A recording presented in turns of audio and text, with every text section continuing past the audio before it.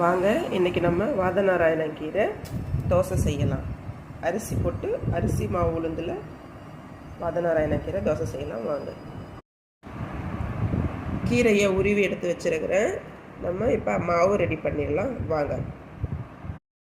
அரிசி மாவு மிக்சியில் போட்டு நல்லா நைஸாக அரைச்சி எடுத்துக்கோங்க. இது 2 மடங்கு அரிசிக்கு 1 மடங்கு உளுந்து ஊற வச்சு வச்சுருக்கேன். அதையும் அரைச்சி மாவு அரைச்சி எடுத்துக்கலாம். இப்போ இந்த உளுந்து கூடவே நம்ம கொஞ்சமாக ஒரு 10 பல்லு பூண்டு, ஒரு துண்டு இஞ்சி இதையும் சேர்த்து அதோடவே நல்லா அரைக்கும் பொழுதே போட்டு அரைச்சி எடுத்துக்கலாம்.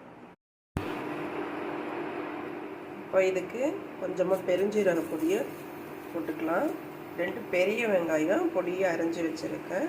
அதையும் அதில் போட்டு ஒரு பாதி அளவுக்கு வதக்கி எடுத்து நம்ம மாவோடு மிக்ஸ் பண்ணிக்கலாம்.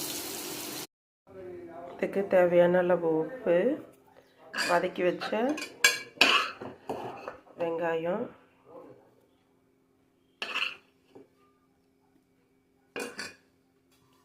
கீரை, வாதநாராயண கீரை இதெல்லாம் போட்டு நம்ம கலக்கி எடுத்துக்குவோம் தோசை ஊற்றுறதுக்கு. வாங்க இப்போ நம்ம தோசை ஊற்றி எடுத்துக்கணும். தோசை கொஞ்சம் காஞ்சிடுச்சு.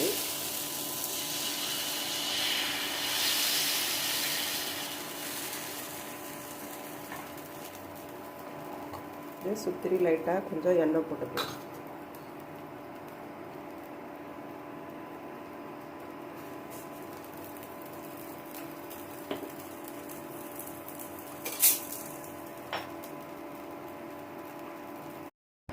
வாங்க நம்ம தோசை ஊற்றி எடுத்துக்கலாம்.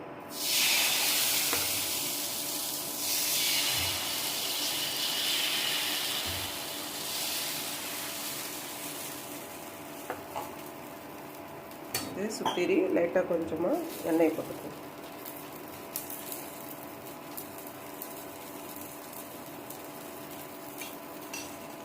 வெந்து முடிஞ்சதை நம்ம திருப்பி போட்டு எடுத்துடலாம்.